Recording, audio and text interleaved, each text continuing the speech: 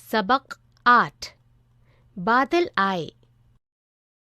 जमीन पर सबसे पहले पेड़ पौधे आए, फिर तरह तरह के जानवर और परिंदे आए। उस वक्त जमीन के ज्यादातर हिस्से पर जानवरों और परिंदों से भरे जंगल थे। जमीन के निचले हिस्से पर सब जगह पानी था। फिर जमीन पर इंसान आए। उन्होंने घर बनाने शुरू किए। इसके लिए उन्होंने जंगल काटे। इंसान को हमेशा ज्यादा से ज्यादा पाने की ख्वाहिश रही है, इसलिए जहाँ 4 पेड़ काटने से काम चल सकता था, वहाँ वो 8 पेड़ काट देता। इंसान की इस हरकत का बहुत दिनों तक बादलों को पता नहीं चल सका। इसलिए बादल आसमान में आते रहे और पानी बरसाते रहे। धीरे धीरे बादलों को पता चल गया कि कई जगह पेड़ मौजूद ही नहीं है, वो काट दिए गए हैं और उनकी जगह घर बन गए हैं। बादल गुस्से से गरजे और वापस चले गए। बादलों को पेड़ों से बहुत प्यार था। बादल पेड़ों को बुलाने पर ही पानी लेकर आते थे। इंसान अब खेती करने लगा, लेकिन बगैर पानी के खेती कैसी?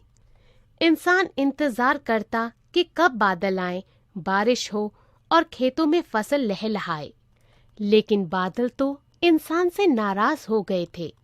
जब ज्यादातर वक्त बारिश के बगैर गुजर गया, तो इंसानों की समझ में आया कि उन्होंने बहुत बड़ी गलती कर दी है। उन्होंने घर की छतों पर खड़े होकर बादलों को बहुत पुकारा, लेकिन वो नहीं आए। बारिश ना होने की वजह से जानवरों और परिंदों को भी मुश्किल का सामना करना पड़ रहा था। इंसानों के कहने पर सबने बादलों से इल्तिजा की।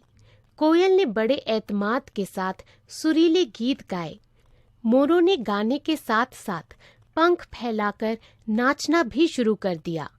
मोर गाने लगे, बीता साल बिना बारिश के, आओ बादल दादा, धरती पर पानी बरसाओ, पहले से कुछ ज्यादा।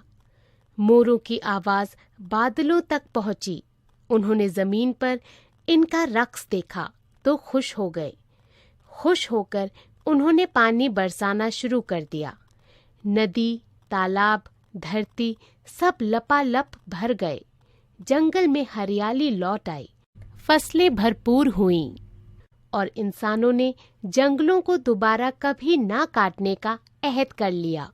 मोर आज भी बादलों के लिए गीत गा रहे हैं और नाच रहे हैं। जैसे ही आसमान में काले काले बादल नजर आते हैं, मोर पंख फैलाकर नाचना शुरू कर देते हैं, साथ ही अपनी आवाज में गाना भी। डॉक्टर श्री प्रसाद।